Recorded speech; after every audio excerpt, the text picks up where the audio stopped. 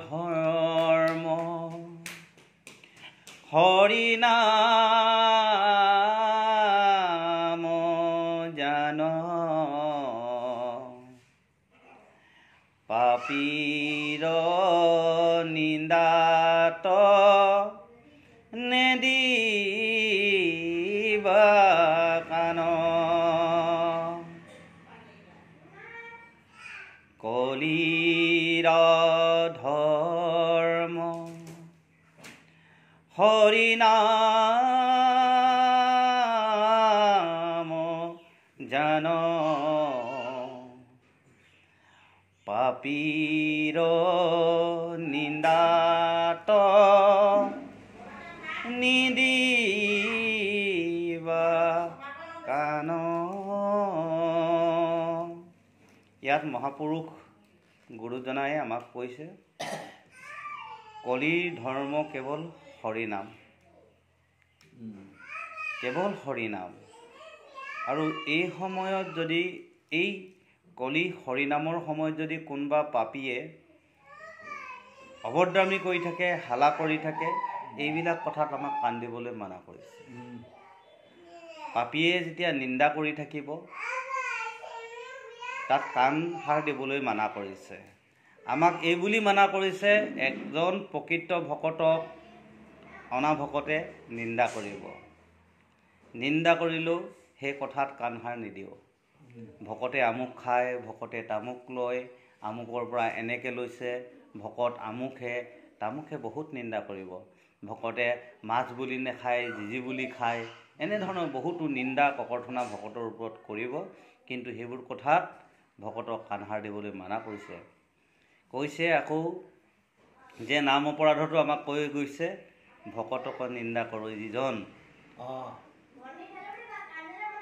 সেইজন ঈশ্বৰৰ পৰম দোহী সেইজন তা আমাক কৈছে যে ভকতক যিজনে নিন্দা কৰিছে জানিব সেইজন ঈশ্বৰৰ দোহী হৈছে গতিকে তেওঁ যদি এই কলি যিজন ভকত সদায় হৰিনাম লৈ থাকে সেই ভকতজনৰ যদি কোনোবাই নিন্দা কৰি আছে তেনেহ'লে নিন্দা সেই ভকতজনৰ হোৱা নাই পৰম ঈশ্বৰৰ হৈছে আৰু তাৰ কৰ্মফল ঈশ্বৰে নিজেই দিব সেইকাৰণে ভকতক কোনোবাই নিন্দা কৰিলেও কিবা কৰিলেও ভকতে তাক কাণসাৰ দিবলৈ মানা কৰিছে ইমান সুন্দৰকৈ গুৰুজনাই আমাক এইখিনি দাঙি ধৰিছে আহক এতিয়া আমি পদত যাওঁ ইৰাম কহিলা হুকে বেদান্তৰ মৰ্ম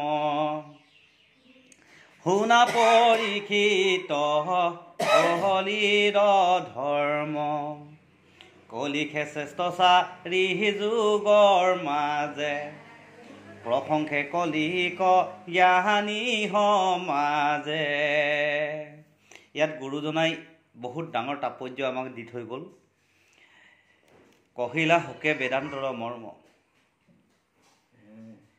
হুক হৈছে হুকমুনি হৈছে ব্যাসদেৱৰ পুত্ৰ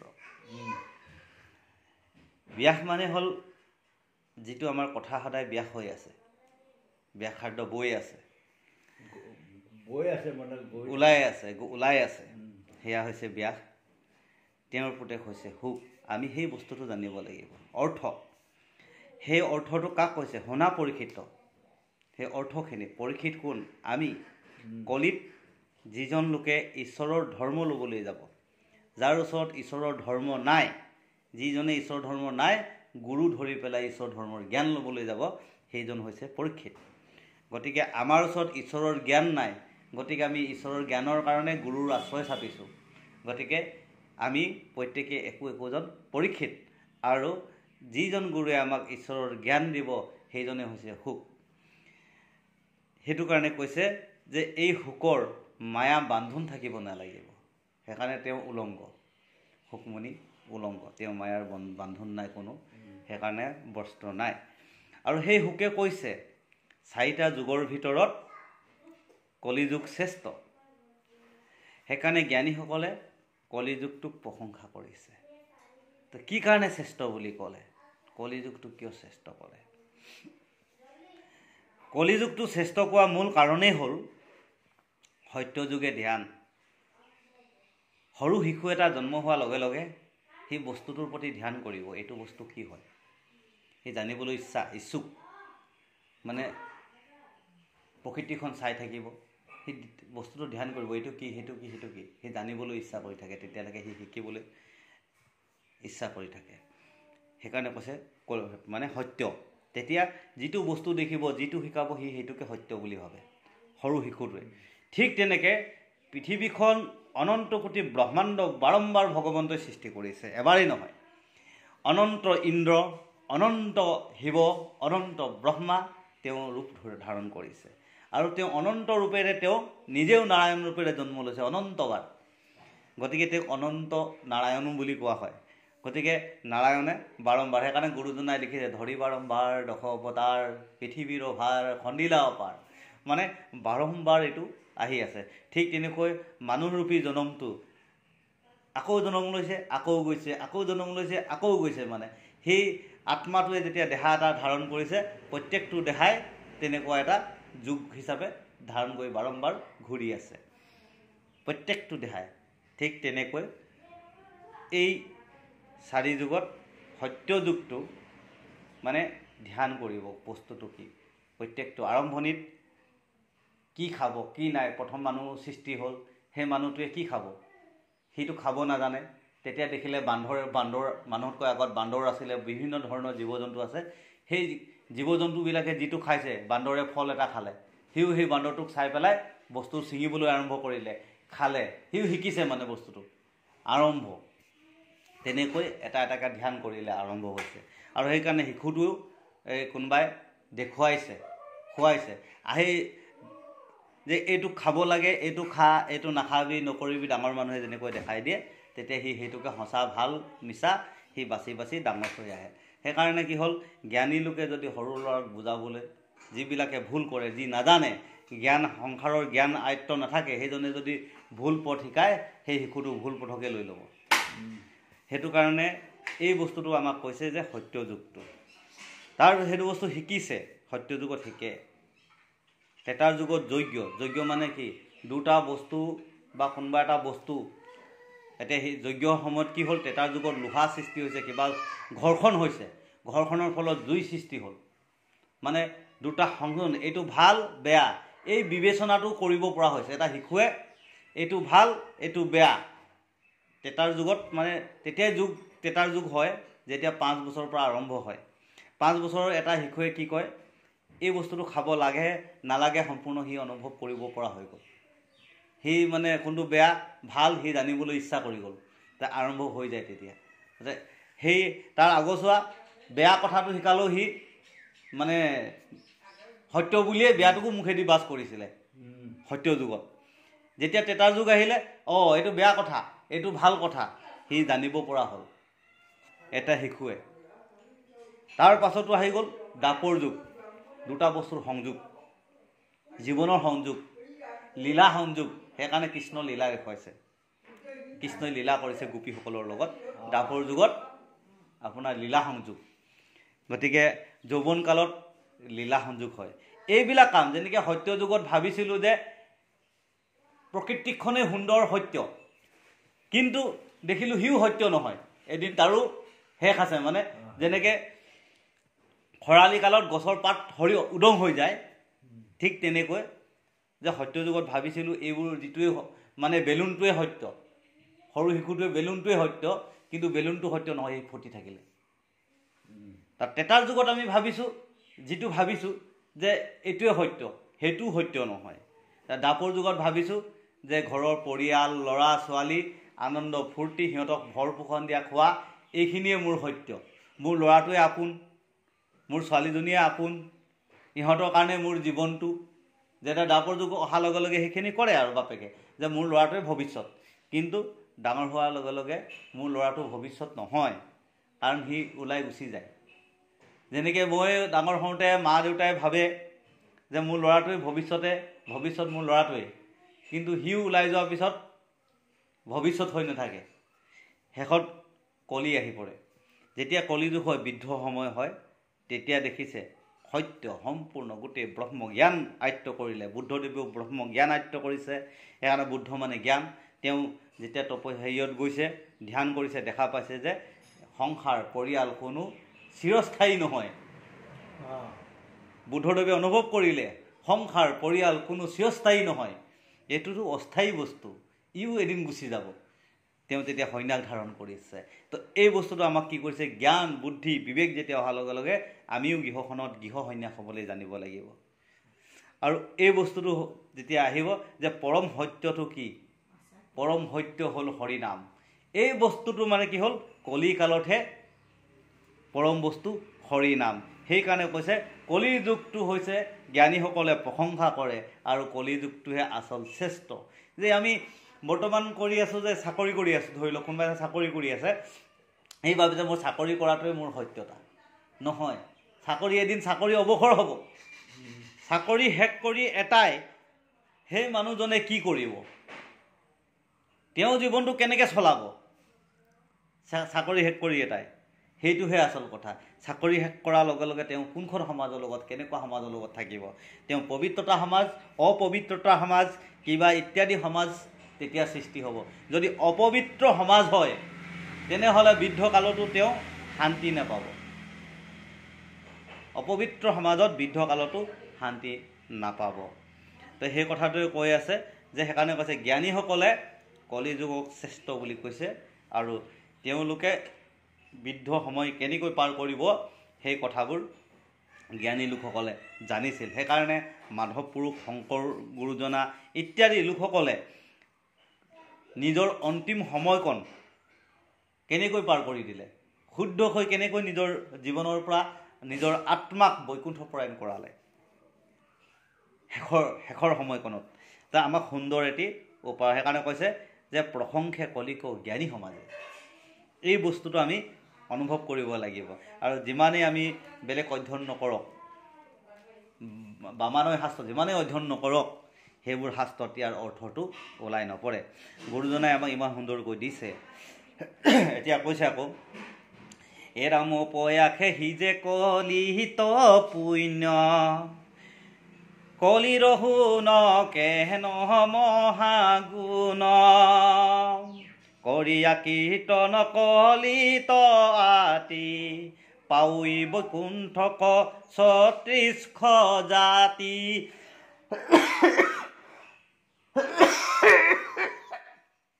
হে ৰাম, এতিয়া কৈছে আপোনাক কলিত অপয়াসে সিজে। দ্বাপৰ ত্ৰেতাৰ যুগত আমি পুত্ৰ পত্নী পূজোতে হেৰি কৰোঁতে যে এইটোৱে মোৰ সংসাৰ বুলি কয়, সেইখনো নহয়। তো দ্বাপৰ যুগত ইমান পূজা কৰিলে, যাগ যজ্ঞ পূজা কৰিলে, ঋষি মুনিয়ে তপ জপ কৰিলে, কিন্তু কৃষ্ণক লগ নাপালে।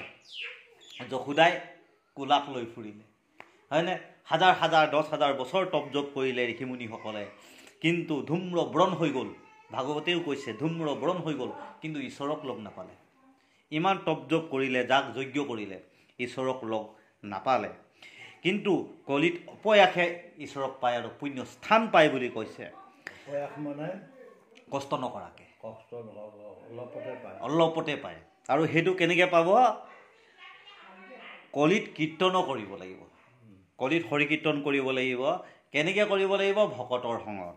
আৰু ভকতৰ সংগত পালে মানে আমাৰ কি হ'ব? বৈকুণ্ঠ পায়। কোন? ৩৬টা জাতি। এতিয়া এই ৩৬টা জাতি আমাৰ কি? য'ত ঈশ্বৰৰ নাম বৈ আছে, ভকতৰ সং, ভকতৰ সংগত ঈশ্বৰৰ নাম বৈ থাকে। এতিয়া আৰু এখন বৈকুণ্ঠ হৈছে কি? আপোনাৰ দেহ মাৰ্গৰ বৈকুণ্ঠ হৈছে কি? আমাৰ মন মগজত কেৱল হৰি নামৰ বাহিৰে আন একো চিন্তা নোহোৱা, কেৱল ঈশ্বৰৰ নামেৰে খোজ কাঢ়োঁতেও কৃষ্ণ, আহোঁতেও কৃষ্ণ, যাওঁতেও কৃষ্ণ, গমনে কৃষ্ণ, ভ্ৰমণে কৃষ্ণ, দৰ্শনে কৃষ্ণ, শ্ৰৱণে কৃষ্ণ। গম পাইছেনে? যেতিয়া স্মৰণে কৃষ্ণ হৈ গ'ল, তেতিয়া জানিব সেইখনেই বৈকুণ্ঠ, দেহ বৈকুণ্ঠ হ'ব সেইখনেই। তেতিয়া আমাৰ ৩৬টা জাতি মুক্তি পায়, এতিয়া ৩৬টা জাতি উদ্ধাৰ হয়। এতিয়া আমি কৈ আছোঁ আহোম জাতি, কছাৰী জাতি, আমুক তামুক জাতি মানুহে কয়, হয়নে? মই আমুক দাস জাতি, আমুক জাতি, নগা জাতি, তামুক জাতি, কিন্তু সেই জাতি নহয়। গম পাইছেনে? ই একো এটা বান্ধোন প্ৰকৃত ঈশ্বৰৰ নামেৰে। এইটো এটা আমাৰ হ'ল জীৱন চলাবৰ কাৰণে একো এটা জাতি গঠন কৰা জাতি এইটো নহয় ঈশ্বৰৰ পদ্ধতিত মানুহ আমি মানুহ হোৱাটোহে প্ৰকৃত জাতি মানুহ জাতি বুজাইছে আৰু এই মানুহ জাতিটোত ৩৬টা জাতিৰ কথা কৈছে সেই ৩৬টা জাতি হ'ল আমাৰ দেহৰ প্ৰতিটো অংগ দেহৰ প্ৰতিটো অংগ জিভা নাক ছাল চকু গম পাইছানে এইবিলাক টক বাক্য আমাৰ গোটেই বস্তুটো যে দৰ্শনে যেতিয়া আমাৰ কৃষ্ণ চকুৰ দৰ্শন আমাৰ যদি কৃষ্ণ মনৰ চিন্তন যদি কৃষ্ণ মন যদি কৃষ্ণ হয় তেতিয়া আমাৰ মন চন্দ্ৰ জাতিটো কৃষ্ণ হ'ল মন মানে হ'ল চন্দ্ৰ সেইকাৰণে অৰ্জুন আছিল চন্দ্ৰ পুতেক জাতি কোন নহয় জানো বল শক্তি ভাৱনা শক্তি জ্ঞানৰ শক্তিটো কি বায়ু শক্তি কোন ভীম গতিকে আমি বায়ুৰ জাতি এটা বায়ু নাথাকিলে এই দেহা নাথাকিব গতিকে আমি বায়ুৰ এটা জাতি আমি ইন্দ্ৰৰ এটা জাতি আমি দিশৰ এটা জাতি গম পাইছেনে আমাৰ এই শৰীৰটোত অকল এজনৰ দ্বাৰা সৃষ্টি হোৱা নাই নহয় এই কিজনক বুজাই আছে এই দেৱতা কিখিনি যিখিনি আমাৰ শৰীৰত আছে এই দেৱতাসকল সখা এই দেৱতাসকল উদ্ধাৰ হ'ব যদি আমি হৰি নাম নলওঁ তেনেহ'লে আমাৰ কি হ'ল কৰ্ণদি কৰ্ণপথে কেৱল আমাৰ কি হয় বিৰূপ মন্তব্য সোমাব মন মগজ অশ্লীল হ'ব চিন্তা অশ্লীল হ'ব দৰ্শন অশ্লীল হ'ব জ্ঞান অশ্লীল হ'ব গম পাইছেনে বেয়া বস্তু খাবলৈ মন যাব লোভে মোহে বেৰি ধৰিব বৃদ্ধৰ সময়ত এই শৰীৰৰূপী জাতিটো কেতিয়াও উদ্ধাৰ নহয় এই শৰীৰত থকা প্ৰতিটো অংগৰ প্ৰতিটো যি দেৱভাৱ সেইখিনিক ৩৬টা জাতিৰ লগত তুলনা কৰিছে তাৰ বাহিৰে একো বাকীবিলাক কোনো জাতি নহয় ভগৱানৰ কাৰণে কেৱল সেয়াই হৈছে মানুহ এটাই জীৱ ভগৱানৰ কাৰণে 4টা জাতি উৰণ বুৰণ গজন ভ্ৰমণ এই 4 জাতিত ভগৱন্তৰ এই মানুহ কেনেকৈ হ'ব পাৰে সেই বস্তুটোহে আমাক দিছে গতিকে আমি সম্পূৰ্ণ ব্ৰহ্মাণ্ডত যে এই নগা এই কছাৰী এই বড়ো আমাক ভাবিবলৈ মানা কৰিছে এই আহোম এই কি কয় দাস এইজন বোলে মুছলিম এইজন বোলে আমাক ভগৱন্তই সেইটো মানিবলৈ মানা কৰিছে ভগৱন্তই আমাক কেৱল কৈছে মোৰ তুমি অধীন হোৱা মোৰ চৰণ লোৱা অৰ্জুনে সেইকাৰণে কৃষ্ণৰ চৰণত গৈছে আৰু সকলো মোৰেই সন্তান গতিকে সকলোকে কল্যাণৰ কথা চিন্তা কৰা এই কথাবোৰ আমাক ভগৱানে কৈছে যেতিয়া এই সম্পূৰ্ণ জগতৰ কল্যাণৰ কাৰণে আমাক কৰ্ম কৰিব কৈছে সেইটো বস্তু হ'লেহে ভগৱানক পোৱা যায় ইয়াত মানে শুনো যে আমাৰ পূৰ্বপুৰুষত এনেকুৱা এটা হেৰি আছিল সেয়া নহয় সেইবিলাক কিন্তু শেষ কৰি দিব ভগৱানে এদিন সেই পূৰ্বপুৰুষৰ নীতি নিয়ম ক'ত থাকিব ক'ত যাব ঠিকনা নাই ইচ্ছা কৰিলে হেৰাই যাব প্ৰকৃত সত্যতা এতিয়া উদ্ধাৰ কৰিব পাৰিব নেকি নোৱাৰে এই বস্তুটো আহিব কেনেকৈ একোখনি ভগা পূজা একোখনি তীৰ্থতাত একোখনি পুণ্য আশ্ৰম এইখনত এই ঘৰখন যদি পৰিৱেশটো ভাল হয় সদায় চোৱা কথাটো চিন্তা হয় তেতিয়াহ'লে ঈশ্বৰলৈ অৰ্পণ হৈ যাব এতিয়া সেই বস্তুটো যে আমাক কেৱল ঈশ্বৰৰ সন্তান হ'বলৈ কৈছে আমি ঈশ্বৰৰ সন্তান হ'ব লাগিব ইয়াত কোনো মানে জাতিভেদ কৰিব নালাগিব ঈশ্বৰৰ কাৰণে জাতিভেদ নহয় যে এইটো আমুক তামুক সেইখিনি নহয় প্ৰত্যেকেই মোৰেই সন্তান ঈশ্বৰে কৈছে মই যিমান দিন ৰাখিব লাগে সিমান দিন মই ৰাখিম মই নিব লাগে মই লগত লৈ যাম সেইকাৰণে ঈশ্বৰে দেখুৱাই আছে আজিৰ দিনটোতেই কিমানটা পশু মৰিছে ঠিকনা নাই আজিৰ দিনটোতেই কিমানটা পক্ষী মৰিছে ঠিকনা নাই আজিৰ দিনটোতেই কিমানজন মানুহ মৰিছে কোন জাতিৰ মানুহ মৰিছে ঠিকনা নাই কিন্তু গোটেইখিনিক একেলগে নি আছে আৰু মোৰ সন্তান মই একেলগে নিছোঁ কিন্তু আমিহে দেখি আছোঁ আজি মুছলিম এই বোলে বড়ো এই নেপালী এই কছাৰী আমি দেখি আছোঁ কিন্তু ঈশ্বৰে নাই দেখা ঈশ্বৰে আজিৰ দিনটোত সেই নেপালীও নিছে এই বড়ো নিছে এই আহোম নিছে এই কছাৰী নিছে চবক ঈশ্বৰে লৈ গুচি গৈছে তো এইখিনি এই সংসাৰ ব্ৰহ্মাণ্ডৰ পৰা আমি ঈশ্বৰৰ ওচৰত অৰ্পণ হ'ব পৰাটোহে আচল কথা। আমি ইয়াতে নিজক ৰক্ষা কৰিম, আমুক ৰক্ষা কৰিম চিন্তা কৰি একো লাভ নাই। আমি এই ব্ৰহ্মাণ্ডৰ পৰা কেনেকৈ পাৰ পাই ঈশ্বৰৰ চৰণত পাব পাৰোঁ সেইটোহে আচল কথা। এতিয়া অৰ্পণ কথাটো ইয়াত প্ৰকাশ হৈছে। অৰ্পণ অৰ্থটো হ'ল নিজে নিজে হ'ব, নিজে হ'ব। তুমি ঈশ্বৰক চিন্তা কৰা, কামনা বাসনা তাত একো নালাগে, গতিকে ঈশ্বৰকে চিন্তা কৰা। আহোঁতে যাওঁতে শুওঁতে বহোঁতে এইখিনি কৰ্ম কৰোঁতে এইখিনি ভগৱানৰ কথা চিন্তা কৰা। এইটো যদি থাকে সেইটো নিজে হ'ব, নিজে হ'ব অৰ্পণ। ঈশ্বৰত মানে কৈছে যে আমি ঈশ্বৰত নিজৰ মন চিত্ত অৰ্পণ কৰি দিলেই হ'ল। তেতিয়া মানে ঈশ্বৰে কৈছে না যেহেন হৰতকালে স্বভাৱতে নিৰ্মল কৰ। তো সেই জলৰ যতকম অল যেহেন হৰতকালে স্বভাৱতে নিৰ্মল কৰয়। আমাৰ এই স্বভাৱবিলাক নিজে নিজে নিৰ্মল হৈ যাব যদি আমি ঈশ্বৰক মন চিত্ত অৰ্পণ কৰি দিওঁ। আৰু এতিয়া সেই কথাখিনিকে ইমান ধুনীয়াকৈ কৈছে, ৰাম সত্য যোগে কৰি ধ্যান সমাধি তাত সমস্তে যজ্ঞৰাধি দাপৰে পুজি নানা ভক্তি ভাবে কলিত কীৰ্তনে সেই গতি পাৱে। এতিয়া নানাভাৱে ভক্তি আৰাধনা কৰিলে। কেনেকৈ আৰাধনা কৰিলে? বৰ্তমান যৌৱনকালত দাপৰ যুগত আত্মীয় কুটুমক পূজা কৰা, গম পাইছেনে? এই বোলে পিতৃক ভৰণ পোষণ দিব লাগিব, এই বোলে বৰমা পেহী পেহা আলহী আহিব সেইসকলক ভৰণ পোষণ কৰিব লাগিব। কোনজনে? যিজনৰ গাত বল শক্তি আছে, দাপৰ যুগ, যিজনে খেতি কৰি আছে। সেইকাৰণে বলৰামক দেখুৱাইছে। বলৰামে নাঙল নহয় জানো? বলৰামৰ অস্ত্ৰ হৈছে নাঙল। গতিকে নাঙল মানে তেওঁ খেতি কৰি আছে। যিজন লোকে যৌৱনৰ অৱস্থাত ইনকম কৰি আছে, যি কৰ্ম কৰি ঘৰ সংসাৰখন চলোৱাই আছে, সেইকাৰণে বলৰামে নাঙল খেতি কৰি পেলাই ইনকম কৰি আছে। তো আমাৰ যিজন লোকে এই কৰ্ম কৰাটোকে খেতি বুলি কৈছে, তো ইয়াৰ দ্বাৰা পিতৃ মাতৃ পোষণ, ল'ৰা ছোৱালী পোষণ, পত্নী পোষণ, আত্মীয় কুটুম্বৰ পোষণ, গম পাইছেনে? আকৌ তাতে কি কয় সামাজিক ৰীতি নীতি দেৱতা পোষণ, তাৰমানে কি হ'ল ধৰ্মৰ ৰীতি নীতি পোষণ। চবকে বোলে দান দক্ষিণা কোনে দিব? বৃদ্ধজনে দিব পাৰে নেকি নামঘৰলৈ? নোৱাৰে। যিজনে কৰ্ম কৰি পেলাই ইনকম কৰি আছে তেওঁহে দিয়ে। গতিকে দাপৰ যুগত সেইটো পূজা হৈ আছে। সেইখিনিও মানে গতি সেইখিনি ভৰণ পোষণেও এটা সময় গতি নিদিয়ে। গতি কেতিয়া দিব? শেষত বৃদ্ধ সময়ত কেৱল হৰি কীৰ্তনহে গতি দিব। মৃত্যুৰ আগমুহূৰ্তত আপোনাৰ আত্মাটো যেতিয়া ধিপ ধিপ কৰি থাকিব, তেতিয়াহে আমাৰ মুখেদি ৰাম ওলাব লাগিব, যিটো অজামিল।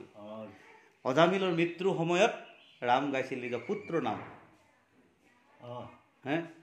সৰু পুতেকৰ নাম আইখ নাৰায়ণ বুলি কৈয়ে মুক্তি পাইছে।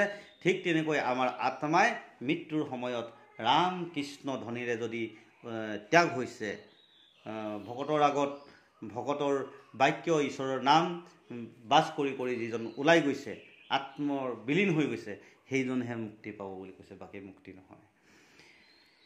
হে ৰাম সত্য যুগে যত আছিল প্ৰাণী, কলিত জন্মিবু বোলে কৈ খানি, হৰি নাম ঘোষি কহলি যুগত, নিশ্চয় হৈবে ক লোক ভকত। এতিয়া কৈছে সত্য যুগত যিমান প্ৰাণী আছিল আৰু সেইখিনি আকৌ কলিতো আহিব, গম পাইছেনে? জন্মিব কৈখানি মানে কি?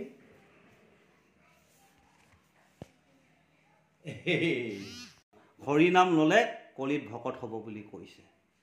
যে সেই সত্য যুগৰ লোকসকল কলিত জন্ম হৈ কৈছে তেওঁ যদি হৰি নাম লয় তেতিয়া ভকত হ'ব। সত্য যুগে আছিল যত প্ৰাণী, কলিত জন্মিবু বোলে কৈখানি। তাৰমানে সত্য যুগৰ প্ৰাণীটো কলিত জন্ম হ'ব আৰু হৰি নাম কৰি পেলাই তেওঁ ভকত হ'ব। এতিয়া দাপৰ টেটাৰৰ কথা নক'লে নক'লে মানে সত্য যুগত সি মানে মাকৰ গৰ্ভত থাকোঁতে প্ৰাৰ্থনা কৰিছিলে ঈশ্বৰক প্ৰাৰ্থনা কৰিছিলে সেইকাৰণে এই কথাটো ঈশ্বৰৰ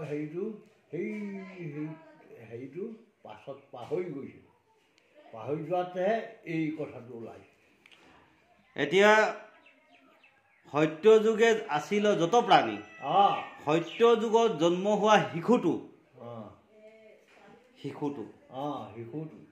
সি কলি যুগলৈকে আছে কলি যুগলৈকে আছে গতিকে এইটো কৈছে সেই সত্য যুগৰ শিশুটো কলি যুগত সি ভকত হ'ব যদি হৰি নাম লয় তাৰ মানে মই সত্য যুগত জন্ম হোৱা ল'ৰাজনে যদি হৰি নামত থাকোঁ দাপৰ টেটাৰ যুগতো যদি মই হৰি নাম স্মৰণ কৰি থাকোঁ তেওঁ অৱশ্যে তেওঁ কলি যুগলৈকে তেওঁ এজন ভকতলৈ পৰিৱৰ্তন হ'ব তেওঁ পৰিৱৰ্তন হ'ব সেইকাৰণে সেইটো কৈছে সেইকাৰণে দাপৰ আৰু টেটাৰ কথা নক'লে কাৰণ টেটা আৰু দাপৰত এইখিনি কৰ্ম কৰিবই লাগিব গৃহ কৰ্মবিলাক সাংসাৰিক কৰ্ম কৰিবই লাগিব সেইকাৰণে কৈছে যে সত্য যুগে যত প্ৰাণী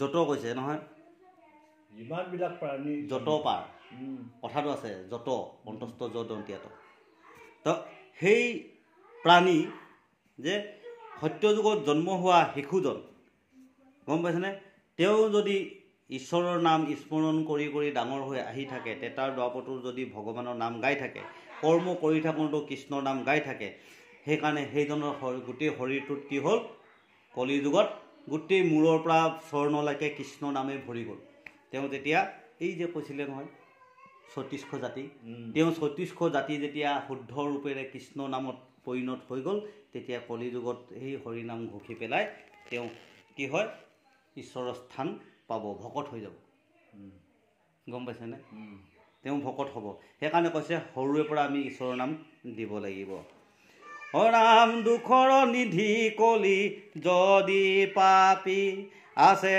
মহাগুণ তাহাত তথাপি কেৱল কীৰ্তনে সংসাৰ তৰি বন্ধ চিন্ধি হুৱে আপুনি হৰি কলি সেইকাৰণে শ্ৰেষ্ঠ বুলি কৈছে কলি হ'ব পাৰে মহাপাপী তো কলি যুগত মহাপাপবিলাক আমাক দৰ্শন কৰাইছে এতিয়া মদত কলি আছে বেচিয়ালয়ত কলি আছে যোনে বেচিয়া গমন কৰে য'ত জোৱা খেলে মাটি বাৰী ইত্যাদি কলি আছে এইটো কাজিয়া লাগিয়ে থাকে মাৰপিট আমাক সেইবিলাকত থাকিবলৈ মানা কৰিছে বৰ্তমান সময়ত কিছুমান এনেকুৱা হৈছে মদ পানী খাই যি উত্তেজিত গীত গাইছে অভন দালি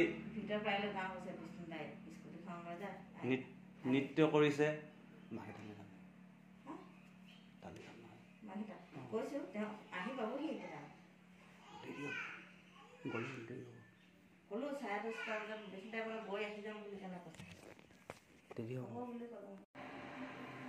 সেইজন ভকত হ'ব পাৰিব আৰু কলি যুগত সোনকালেই মানে এইখিনি পাৰ পাব পাৰে দুখবিলাক আঁতৰি যাব কীৰ্তন কৰিলেই হৈ যাব তো এইবিলাক বস্তুত যেতিয়া কলি থাকে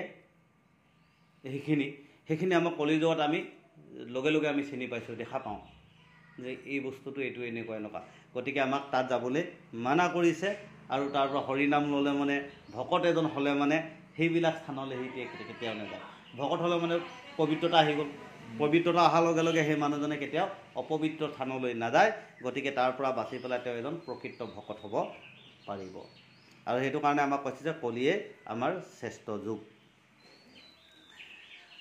সেইকাৰণে দুখৰ নিধি কলি যদি পাপী দুখৰ মাজতো যদি কলি এজন পাপী আছে মহাগুণৰ তথাপি তাত মহাগুণ আছে কেৱল কীৰ্তনে সংসাৰ তৰে ইমান দ্বাপৰ যুগৰ দৰে তাপ যগ যাগ যজ্ঞ ইত্যাদি ইমান দীঘল দিন 10,000 20,000 30,000 লাখ বছৰ আমি তাপ জপ কৰিব নালাগে কেৱলে কীৰ্তন সংসাৰক তৰি বন্ধ চিন্তি হৈ আপুনি হৰি গতিকে কেৱল নিজেই মানে ভগৱন্তৰ নামত শৰণ লৈ কেৱল ঈশ্বৰৰ নাম লৈ ল'লে নিজেই হৰি হৈ যাব মানে ভগৱন্তই যেতিয়া মন ভাৱনাৰ পৰা বেয়া ক্লমক বস্তুবিলাক টানি লৈ গুচি যাব হৰি মানে হ'ল হৰণ কৰিব, বেয়া বস্তুবিলাক নষ্ট কৰি দিব, তেতিয়া হৰি নিজেই যেতিয়া আমাৰ হৃদয়ত প্ৰৱেশ কৰিব, তেওঁ নিজে নিজে হৰিলৈ পৰিৱৰ্তন হ'ব, ভগৱন্তলৈ পৰিৱৰ্তন হয়। সেইকাৰণে কৈছে যে এজন প্ৰকৃত গোসাঁই ৰূপ পায়, সেইকাৰণে তেওঁক কোৱা হয় গোসাঁই।